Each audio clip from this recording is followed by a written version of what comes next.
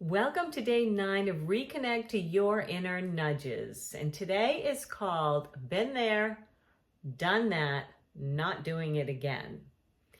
Have you ever had a day when you have been on top of the world? Things are going great, everything is good in your life, and things are running smoothly. And you have something that, in your opinion, is less than desirable happen, and yet you find yourself just kind of brushing right through it with minimal distress on your part.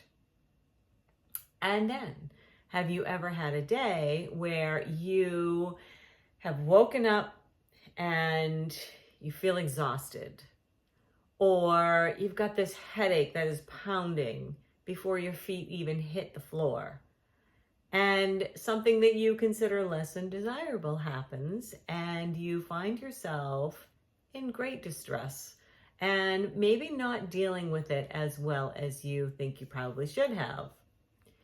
You know, there are lots of things that can trigger us.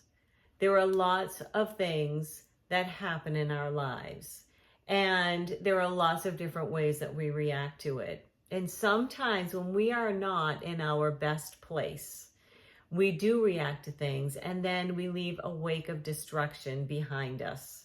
And it might be something like when we are finally finished with whatever it is we're going through, that we have someone we love dearly that we need to apologize to because we've hurt their feelings.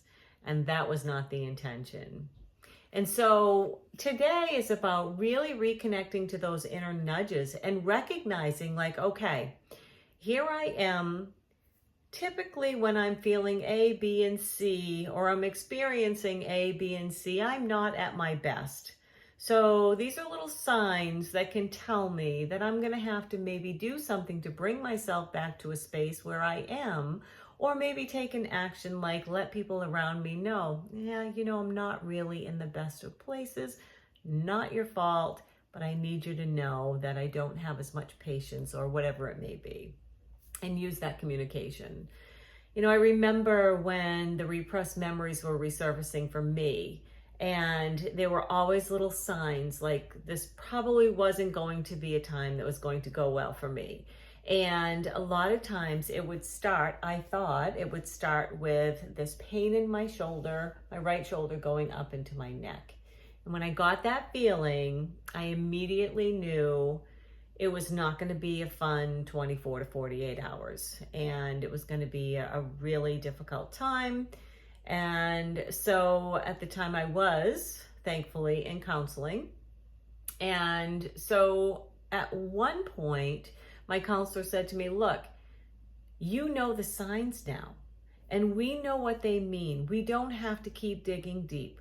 Now we just need to release them. But you don't have to go through this in order to release them. And so what we did was we started tracking what the signs were and how I was feeling and how I was acting and reacting.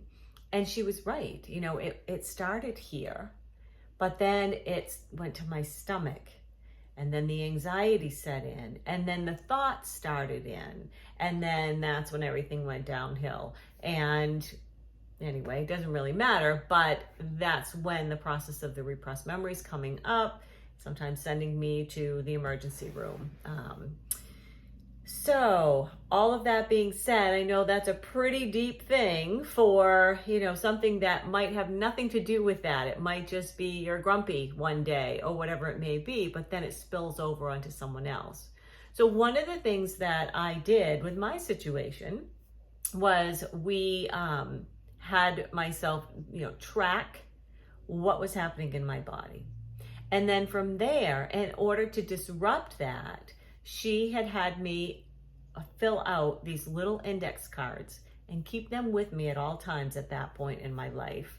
And the first one, when I'd start to feel this, and I knew what else was coming, I would take out those cards, and the first one that I would see said, I am safe. And I'd flip that card over. And the next one had a picture of my dog at the time, who was just my sanity. and my peace and that unconditional love.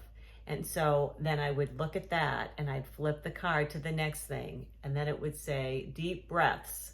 And so I would take 3 deep breaths and then I'd flip the card. And it was just a process to interrupt that other process that was happening. And it was amazing how it actually worked. And it kept me from constantly going down that path that I didn't need to go down anymore. And it didn't have the major destruction that it could have. So again, that's a pretty deep example that not all of you are going to need, but just notice at the times that you are not yourself, there's those little inner nudges that are happening. It's those little signs beforehand that are telling you something's off, and then track it. What do you typically do?